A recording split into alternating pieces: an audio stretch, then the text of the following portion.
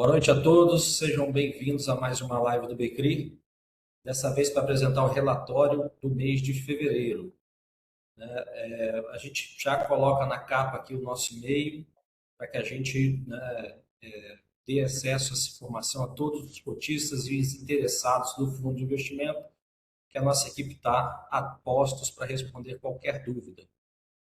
A gente reforça também algumas informações, sempre. Essa live, para que mais e mais cotistas possam, participar.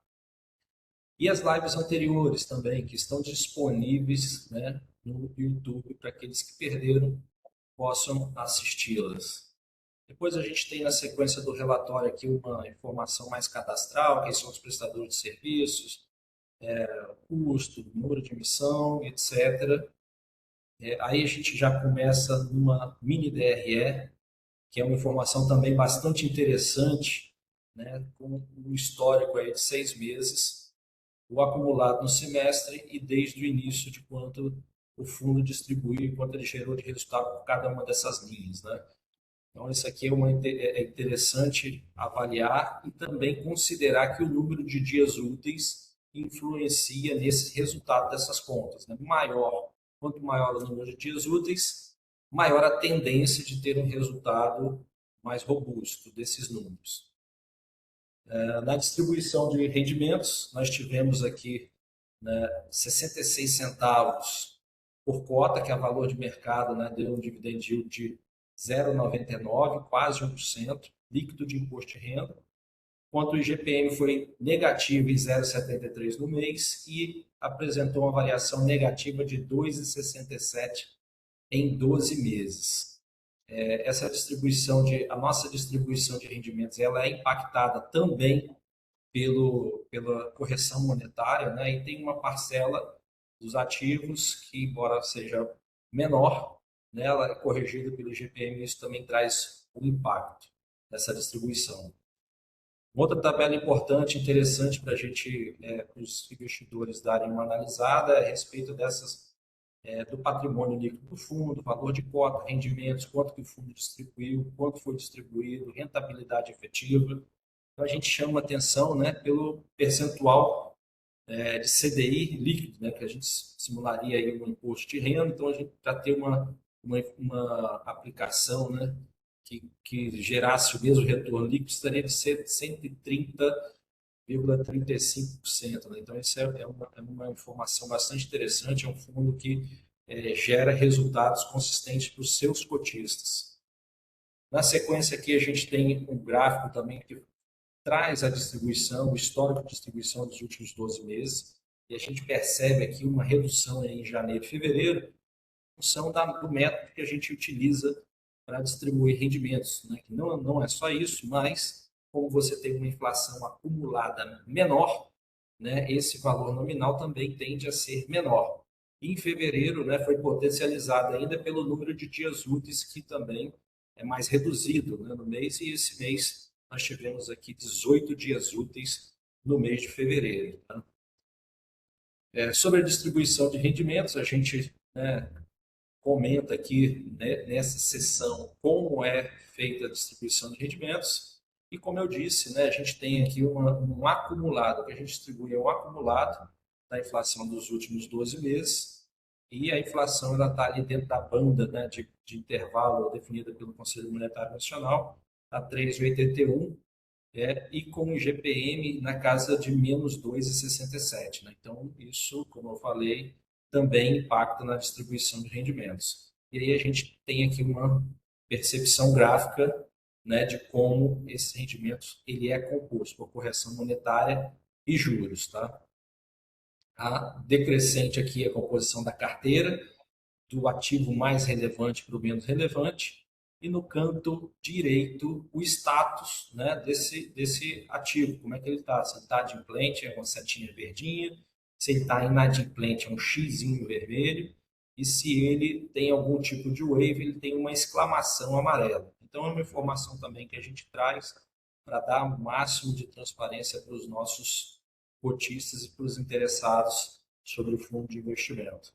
Aqui a gente tem também outras informações, né, como é que é a composição da carteira, a composição, né, por indicador, o spread médio dessa carteira por fator de correção, distribuição geográfica, e aí sim, né, o comentário do mês de fevereiro, onde a gente destaca, né, que o Becri ele encerrou o mês de fevereiro com 41 milhões em caixa, 7,77% da carteira. Desse valor, 14 milhões estão alocados em operações compromissadas lastreadas em CRI, que a gente tem em benefício tributário, né, com essa aplicação, e foi distribuído 66 centavos por cota, com um dividendo de quase 1%, como a gente já comentou. O valor distribuído foi 4,13 milhões de reais. Desse montante, 30% referente à correção monetária, 70% referente a juros. O CRI Correios ele mantém uma dinâmica de deixar algumas parcelas pendentes, né? Nos documentos da operação, o evento de vencimento antecipado ocorre quando eles ficam 90 dias, né, sem pagamento. E eles estão utilizando esse período para dar uma pedalada nas parcelas. Deixa duas pendentes, quando vai vencer a terceira, dando o prazo de 90 dias, eles acabam quitando essa parcela pendente e não dá esse evento de inadimplência, né? Então, isso é ruim, mas, pelo menos, mesmo com atraso, eles têm efetuado o pagamento. E aí, sobre o CRI Scanix, né, a gente tem aqui uma informação a respeito das ações de recuperação de crédito, né, que nesse mês nós recuperamos mais R$ 66.084 em fevereiro, e existe uma expectativa da gente ir buscando esses recursos, né, desses ativos, desse ativo, né, no processo de execução em curso, né? Sobre o Clicase Vídeo, a gente informou no mês passado que ele ficou inadimplente, né, deixou de honrar os seus compromissos, e a empresa, né, ela conseguiu uma tutela cautelar que se encerra no dia, encerraria, né, em 16/3, e teve deferimento da justiça em favor da companhia, uma prorrogação desse prazo por mais 30 dias, para conceder mais tempo à companhia para negociação com os credores. O mercado, né, tem uma expectativa de que a companhia está apresentando um plano de recuperação extrajudicial e até judicial, né, em razão das dívidas, né, da companhia. Em função dessa medida cautelar, os investidores e demais credores da Casa e Vídeo não podem tomar medidas de execução até o fim do prazo estabelecido. Então, passado esse prazo, que encerra dia 15 do mês que vem, a gente vai ter um pouco mais de noção, né, como vai se comportar, né, a companhia, se vai fazer algum tipo de proposta para os investidores, né, como é que a Assembleia de Investidores vai deliberar sobre, né, os próximos passos desse ativo. E a gente sempre traz aqui também, né, informações de inflação, né, porque é um ponto importante da distribuição de rendimentos. Não é só ele que impacta, mas a correção monetária é, né, uma variável que influencia diretamente na distribuição dos rendimentos do fundo. E a gente sempre reforça, né, no nosso mailing list e também que no nosso site, no link, né, abaixo, estão disponíveis a carteira do fundo e outras informações também, regulamentos, documentos do fundo. Tá?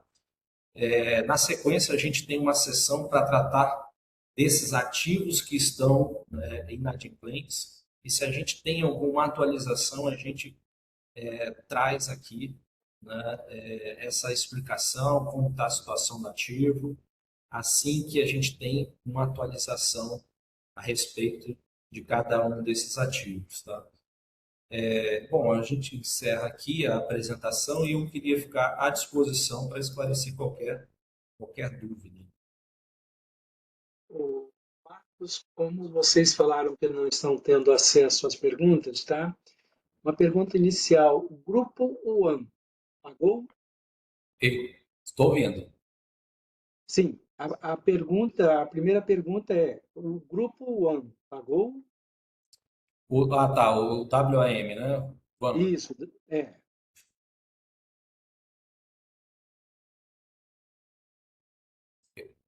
Eu não entendi a pergunta. Se você puder fazer a gentileza de. Vamos lá, Marcos. O participante perguntou para nós aqui se o grupo WAN efetuou o pagamento. Ah, não. Infelizmente, esse ativo ele ainda continua inadimplente. A gente está tendo uma certa dificuldade em atualizações, né, com esse ativo e em função da inadimplência, nós já interagimos aqui com o agente fiduciário e com a companhia securitizadora, mas até agora nós não tivemos nenhuma ação a respeito de uma assembleia para deliberar sobre essa inadimplência. Mas respondendo objetivamente a pergunta, o ativo não voltou a honrar com seus compromissos, conforme, né, o waiver dado, e aí a gente vai precisar de uma outra assembleia para que os investidores deliberem, né, o que fazer nessa situação. Perfeito, Marcos. Eu estou com um outro questionamento, tá? Eu vou reportar para você. Na visão da gestão, qual a probabilidade real de recuperação dos CRIs com problemas? Qual a porcentagem de recuperação desses 14,14%?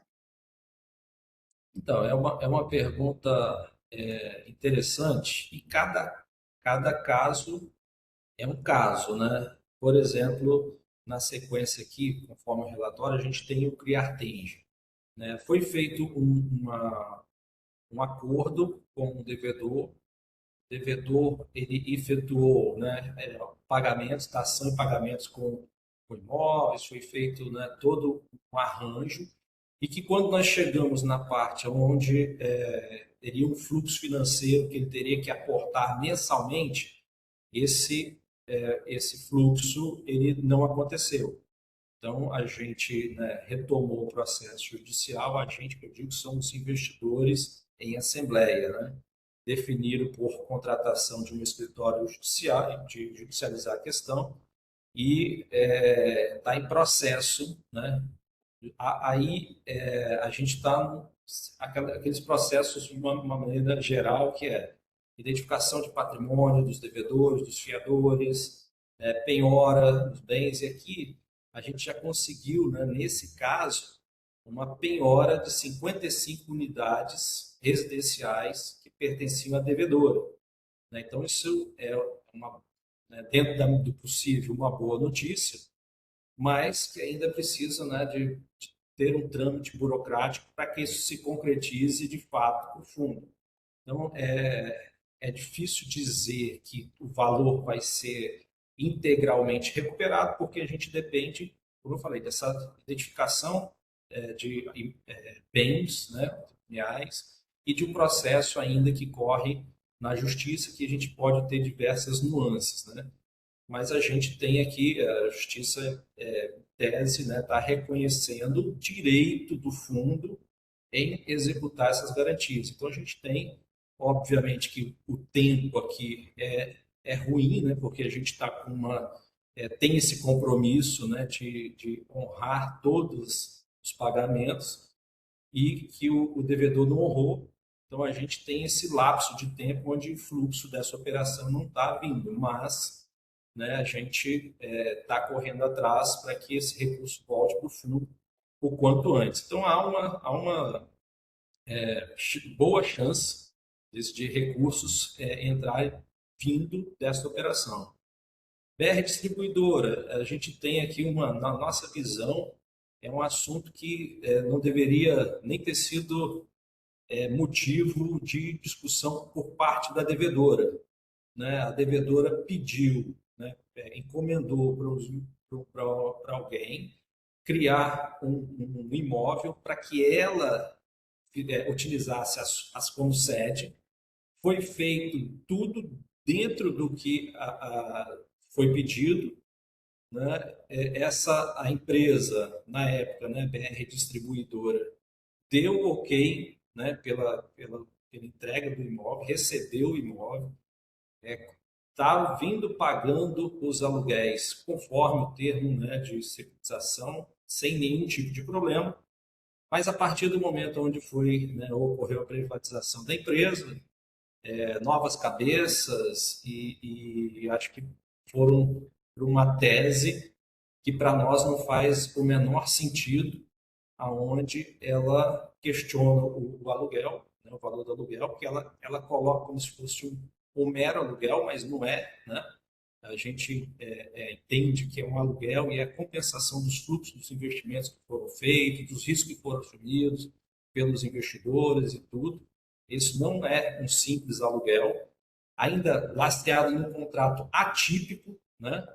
Então, isso a gente precisa aguardar, né, a arbitragem que está ocorrendo para que a gente tenha, né, um desfecho desse caso. Mas confesso para vocês que, na minha opinião pessoal, se a gente tiver uma decisão desfavorável, isso vai gerar uma situação muito complexa para o mercado, uma insegurança jurídica muito grande, que vai questionar esses aluguéis atípicos, né? E isso põe em xeque uma parcela relevante de crise de uma maneira geral do mercado. Então, não acredito que a empresa vai ter êxito nessa tese.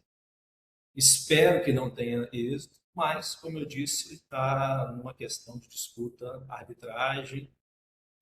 A arbitragem, inclusive, já colocou, né, como está explícito aqui no relatório, que a empresa deveria continuar pagando, né, os aluguéis. Ela recorreu, né, conseguiu aí uma ação de nulidade, aonde a comarca do Rio de Janeiro, né, deferiu a suspensão dos efeitos da corte arbitral.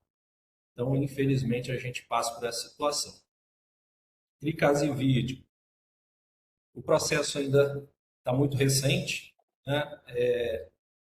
De uma maneira geral, quando a gente olha a macroeconomia, a gente percebe que, e olha para os lados, né? A gente percebe que existe aí uma dificuldade das empresas, né, em honrar seus compromissos nessa taxa de juros mais elevada, porque a taxa de juros ela está contracionista, ela encarece o crédito, ela encarece o preço do dinheiro.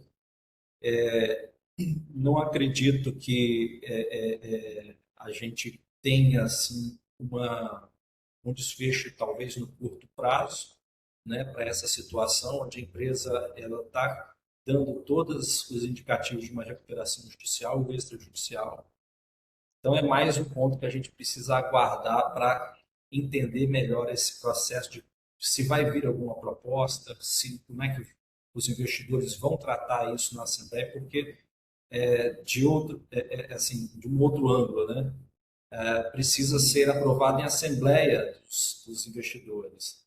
E no passado, por outras experiências, nós algumas vezes já nos posicionamos de uma forma e fomos voto vencido.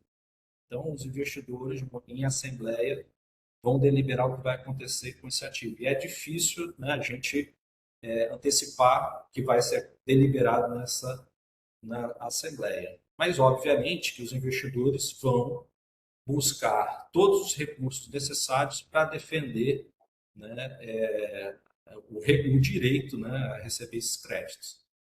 Em Correios, a gente tem assim esse fluxo de inadimplência, né, que mantém aí duas parcelas, pelo menos, inadimplentes.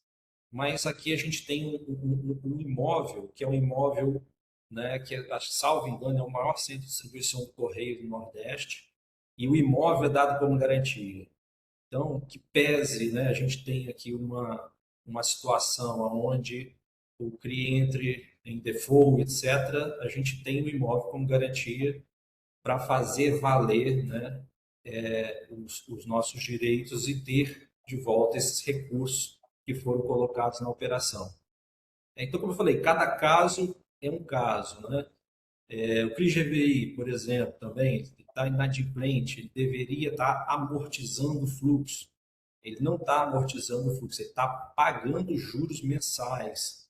E a gente tem uma dificuldade enorme em obter mais informações junto com a securitizadora, junto do agente judiciário. Infelizmente, esse CRI já tem tempo que está inadimplente e que já deveria ter sido tomada alguma providência para uma convocação de assembleia para os investidores deliberarem a respeito desse ativo. O CRI Croton é o CRI onde a gente está numa situação também onde tem um imóvel como garantia. A locatária era a Anhanguera, ela devolveu um campus universitário, que era que lastreava, né, esse fluxo, né, do CRI, e achou por bem não pagar a multa, né, do aluguel atípico. Então, né, entrou tem uma arbitral em curso, né, para discutir se é devido ou não é devido esse aluguel, essa multa do aluguel atípico para nós, né, e para a segurança jurídica do mercado como um todo. O aluguel atípico ele precisa ser honrado, né? Se você não, né, se você rompe o contrato de aluguel que deu origem a esse fluxo de pagamentos, você precisa, né, honrar com esse pagamento, né, a multa. Isso para mim é óbvio, mas há questões que podem ser levadas à arbitragem, à justiça, e aí a gente tem um tempo também para que as coisas aconteçam, né? Já que a companhia seguiu nesse caminho, é um tempo, né, que o fundo tá, que o fluxo desse ativo está inadimplente, mas que na pior das hipóteses a gente também tem um imóvel como garantia que pode ser levado a leilão para fazer valer, né, os nossos direitos e reaver, né, os recursos aportados na operação. O CRI-PESA é um CRI também que tem um imóvel como garantia, né? A gente discutiu já com a companhia, já discutimos com os investidores em assembleia, foi dado um prazo para esse pagamento, né? Para a venda do imóvel acontecer, para que faça o pagamento do fluxo. Isso, né, já teve, eu acho que, 2 prorrogações e agora a gente prorrogou, a gente investidores, né, aprovou um novo prazo para a venda do galpão, 29/5, né, desse ano. Então, também a gente tem uma expectativa de que o recurso aportado no CRI ele volte para dentro do fundo desse prazo, né, porque tem um imóvel em garantia. O Scanix ele já está acontecendo, já está numa fase de execução mais madura, vamos assim dizer. A gente já tem algumas decisões favoráveis. Antigamente a gente tinha algumas pendências, a gente não, né? O empreendimento, e aí isso impacta a gente. Tinha algumas pendências com devedores, com trabalhista, né? E assim a gente não tinha a condição ainda de executar de uma maneira e receber fluxo, mas esse passo foi superado e algum fluxo está entrando na operação, né? E o CRI-WM é um CRI que realmente ainda a gente já tem 3 anos que ele está assim, com fluxo zero, né? É um CRI que ele precisa, né, a alegação de algumas reuniões que nós fizemos com a companhia é de que ele precisa, é um CRI que você tem empreendimentos onde as pessoas vão se hospedar, vão ter uma experiência, né, de lazer.